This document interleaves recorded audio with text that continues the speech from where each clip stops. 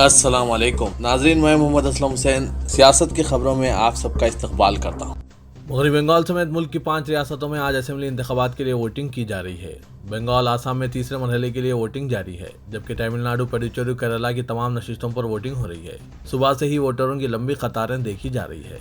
बंगाल में वोटिंग शुरू होते ही टीएमसी ने इल्जाम लगाना शुरू कर दिया है। टीएमसी ने जनूबी 24 परगना हावड़ा के मुतअद्दिद पोलिंग बूथ पर वोटर को हरासा करने का इल्जाम आयद किया है। सिक्योरिटी फोर्सेस और बीजेपी कारकुनों पर टीएमसी ने इल्जाम लगाया है। बंगाल आसाम के साथ तमिलनाडु, केरला, पुडुचेरी में भी वोटिंग शुरू हो चुकी है। चेन्नई में सुपरस्टार रजनीकांत ने सुबह सवेरे ही वोट डाल दिया। इनके अलावा सुपरस्टार से सियासतदान बने कमल हसन ने भी अपना वोट डाला। कमल हसन अपनी बेटियों श्रुति, अक्षरा के साथ वोट डालने पहुंचे। केरला में भी वोटिंग जोर पकड़ती जा रही है। सुबह 8 बजे तक 7% वोट डाले गए। केरला के वजीर आला पिनराई विजयन ने भी अपने वोट से इस्तीफा हासिल किया। बॉम्बे हाईकोर्ट ने महाराष्ट्र के वज़ीर दाखिला अनिल देशमुख के खिलाफ साबिक मुंबई पुलिस कमिश्नर परमबीर सिंह के आयद करदा करप्शन के संगीन इल्जामात की आज सीबीआई को अंदरून 15 दिन इब्तदाई इंक्वायरी की हिदायत दी। हाईकोर्ट के हुक्मनामे के बाद देशमुख ने अपने ओहदे से इस्तीफा दे दिया है। चीफ जस्टिस दीपांकर दत्ता और जस्टिस जीएस कुलकर्णी की बेंच ने कहा कि यह गैर मामूली और अदीमुल नज़ीर केस है जो आज़ादाना तहक़ीक़ात का मुतक़ाज़ी है। बेंच ने 52 सफ़ात पर मुश्तमिल अपने फैसले में कहा कि देशमुख के खिलाफ परमबीर के इल्जामात ने स्टेट पुलिस पर शहरियों के भरोसे पर जर लगाई है। अदालत ने कहा कि किसी बरसर खिदमत पुलिस ऑफिसर की जानिब से रियासती वज़ीर दाखिला के खिलाफ इस तरह के इल्जामात को नज़रअंदाज नहीं किया जा सकता और इसकी तहक़ीक़ात करना ज़रूरी है। कोविड-19 केसों में इजाफे के दरमियान वज़ीर-ए-आज़म नरेंद्र मोदी जुमेरात को वज़ीर आला के साथ रब्ता करेंगे ताकि वायरस की सूरत हाल और जारिया टीका अंदाजी मुहिम पर गौर किया जा सके। ज़राए ने यह बात बताई। मोदी ने आखिरी मरतबा वज़ीर आला के साथ 17 मार्च को रब्ता किया था, जिसके दौरान उन्होंने मुल्क के बाज़ हिस्सों में केसों में इजाफे पर तशवीश का इजहार किया था और उभरती हुई दूसरी लहर को रोकने के लिए फौरी और फैसलाकुन इक़दाम पर जोर दिया था। ज़राए ने बताया कि यह मीटिंग 8 अप्रैल को शाम 6:30 बजे होगी। वज़ीर आला के साथ वज़ीर-ए-आज़म के रब्ते से कबल मरकज़ी वज़ीर सेहत हर्षवर्धन मंगल को 11 रियासतों और ज़ेर इंतज़ाम इलाकों के वज़राए सेहत के साथ एक मीटिंग करेंगे, जहां कोरोना वायरस के केसों में इजाफा देखा जा रहा है। ये 11 रियासतें महाराष्ट्र, छत्तीसगढ़, दिल्ली, गुजरात, हरियाणा, हिमाचल प्रदेश, झारखंड, कर्नाटक, मध्य प्रदेश, पंजाब और राजस्थान हैं। सीनियर अदाकारा और समाजवादी पार्टी की रुकने पार्लियामेंट जया बच्चन ने मगरबी बंगाल की चीफ मिनिस्टर ममता बनर्जी को एक फाइटर करार दिया जो अकेले तमाम मजालिम के खिलाफ लड़ाई लड़ रही है। उन्होंने बीजेपी पर तंज करते हुए कहा कि कोई भी कभी भी बंगालियों को डराने धमकाने में कामयाब नहीं हो सका। बॉलीवुड सुपरस्टार अमिताभ बच्चन की अहलिया जया बच्चन ने कहा कि वो अपने पार्टी सदर अखिलेश यादव की हिदायत पर टीएमसी के लिए मुहिम चला रही है, जिन्होंने ममता बनर्जी की तायीद की है। जया ने कहा कि मैं ममता जी का बहुत एहतराम करती हूँ और इनसे मोहब्बत करती हूँ, जो तमाम मजालिम के खिलाफ अकेले लड़ रही हैं। इनका पैर टूटा है, सर पर चोट लगी है, इसके बावजूद इनका दिल और दिमाग नहीं टूटा। वो अज़्म के साथ आगे बढ़ रही है और बंगाल को दुनिया की एक बेहतरीन जगह बनाएगी।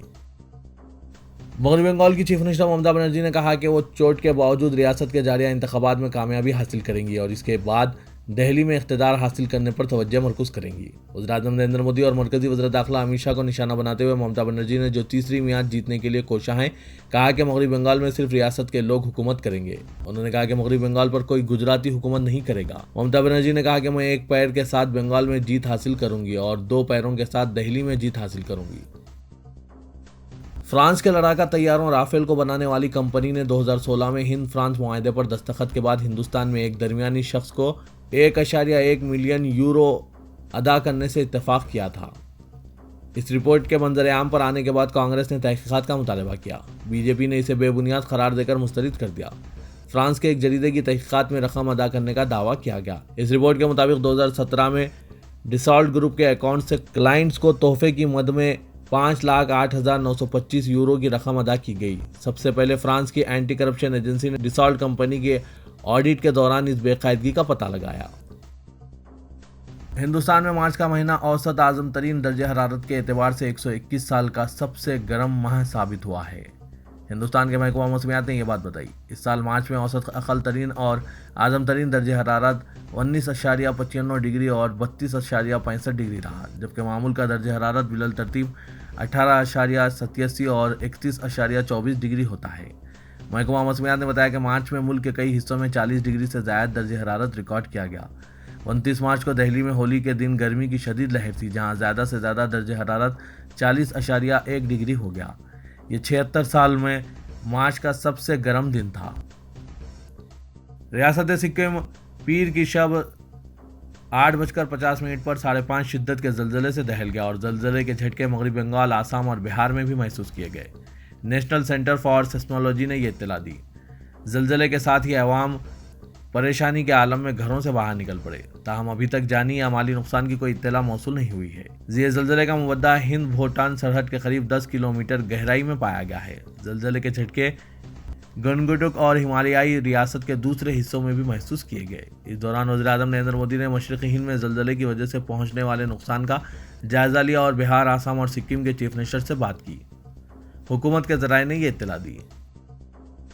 कोसवा में पार्लियामेंट ने 38 साल खातून रहनुमा फ्यूजा उस्मानी को मुल्क का नया सदर मुंतखब कर लिया है। फ्यूजा उस्मानी को मुल्क में ख़वातीन के लिए एक रोल मॉडल के तौर पर देखा जा रहा है।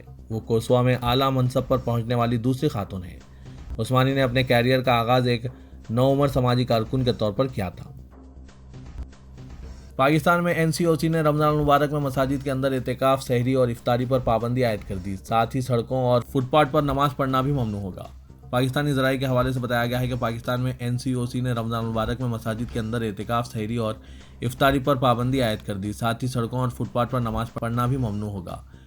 NCOC ने रमजान मुबारक के हवाले से हिदायत जारी कर दी, जिसके तहत नमाज तरावी का एहतमाम मसाजिद इमाम बारगाह के अहाते में किया जाए। तेलंगाना के वजीर सेहत इटला राजेंद्र ने कहा कि रियासत में लॉकडाउन या नाइट कर्फ्यू नाफिज करने की कोई ज़रूरत नहीं है, सिर्फ एहतियाती इक़दाम ज़रूरी है। हुकूमत की जानिब से वबा पर काबू पाने के लिए बड़े पैमाने पर इक़दाम किए जा रहे हैं। वजीर सेहत ने कहा कि कोरोना की दूसरी लहर तेज़ी से फैल रही है। इस पर काबू पाने के लिए हुकूमत की जानिब से तमाम इक़दाम किए जा रहे हैं। हैदराबाद के बशमूल रियासत के तमाम ज़िला हेडक्वार्टर्स के सरकारी हॉस्पिटल्स पर कोरोना का मौसर इलाज किया जा रहा है और प्राइमरी हेल्थ सेंटर्स पर भी अवाम को कोरोना टीका दिया जा रहा है।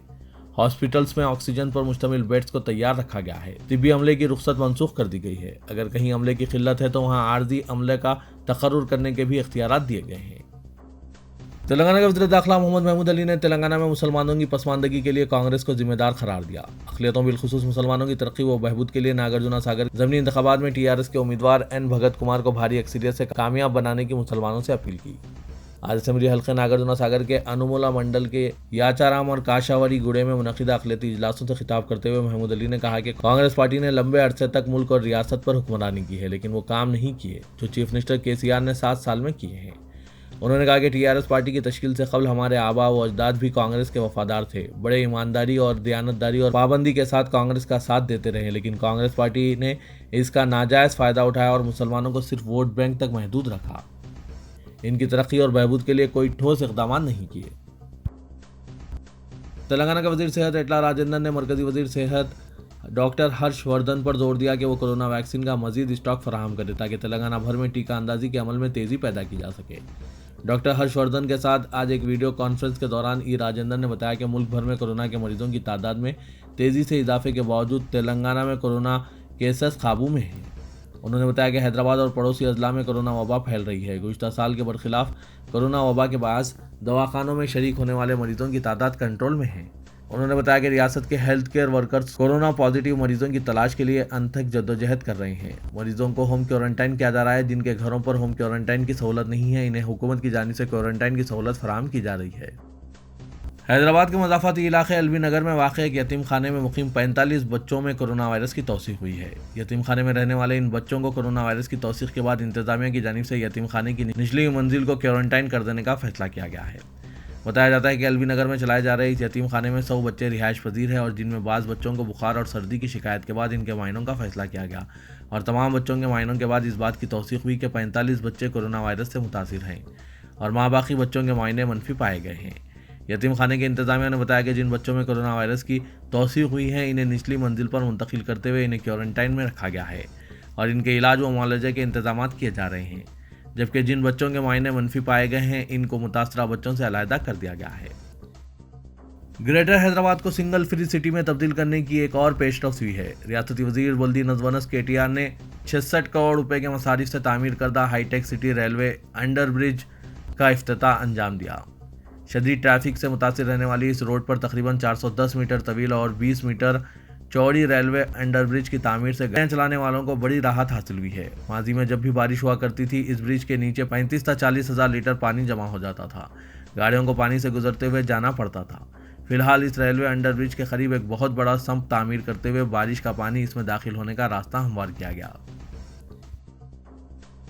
तेलंगाना में लॉकडाउन नाफिज करने के सिलसिले में फर्जी जियो की तैयारी और इसे सोशल मीडिया पर गश्त कराने वाले एक चार्टर्ड अकाउंटेंट को टास्क फोर्स पुलिस ने साइबर क्राइम पुलिस की मदद से गिरफ्तार कर लिया। पुलिस कमिश्नर हैदराबाद अंजनी कुमार ने प्रेस कॉन्फ्रेंस से खिताब करते हुए बताया कि 48 साल श्रीपति संजीव कुमार मुतवत्तिन जिला नेल्लोर आंध्र प्रदेश गुज़िश्ता चंद सालों से कार्वी एंड कंपनी बंजारा हिल्स में बहैसियत चार्टर्ड अकाउंटेंट मुलाजमत कर रहा है। इसने 1 अप्रैल को अपने लैपटॉप के जरिए 2020 में नाफिज किए गए लॉकडाउन का जियो डाउनलोड किया और इससे छेड़छाड़ करते हुए इसकी तारीख तब्दील कर दी और बादशाह अपने व्हाट्सएप ग्रुप में वायरल कर दिया। इस ग्रुप में मौजूद अफराद ने इस जियो को असली समझकर कई ग्रुप्स में वायरल कर दिया और इस तरह से दोनों शहरों में अंदरून चंद घंटे तेलंगाना में लॉकडाउन नाफिज करने के सिलसिले में तैयार किया गया जियो आम हो गया। इस बात का पता चलने पर चीफ सेक्रेटरी सोमेश कुमार ने जियो की इजराई की तरदीद की थी और किसी भी किस्म का लॉकडाउन नाफिज ना करने की बात कही।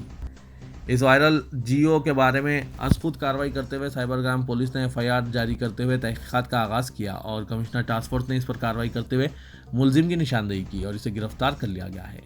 पुलिस ने चार्टर्ड अकाउंटेंट संजीव कुमार के कब्जे से फर्जी जियो तैयार करने में इस्तेमाल किए गए लैपटॉप और मोबाइल फ़ोन को जब्त कर लिया। महाराष्ट्र में कोरोना वायरस के मरीजों की बढ़ती हुई तादाद को देखते हुए बीसीसीआई ने शहर हैदराबाद में मौजूद Rajiv Gandhi international cricket stadium में आईपीएल के मैचेस के इनेकाद पर गौर करना शुरू कर दिया और कहा जा रहा है कि इंदौर और हैदराबाद को मौजूदा क्रिकेट स्टेडियम्स जहां मैचेस मुनक्किद होने वाले हैं इनके मुतबादिल के तौर पर रखा गया है। बताया जाता है कि हैदराबाद क्रिकेट एसोसिएशन को बीसीसीआई ने लम्हे आखिर में मैच के इनेकाद के फैसले की सूरत में भी मैच मुनक्किद करने के लिए तैयार रहने के इशारे दिए हैं। तेलंगाना के वजीर बल्दी नज़्म व नस्क के तारक रामाराव ने कहा कि कोरोना वायरस अभी नहीं गया है। कोरोना वायरस की दूसरी लहर रियासत में फिर एक मरतबा अपने कदम जमाने की कोशिश कर रही है, इसलिए किसी किस्म की लापरवाही बरतने की ज़रूरत नहीं है। अगर लॉकडाउन से बचना है तो हर एक को मास्क पहनना ज़रूरी है।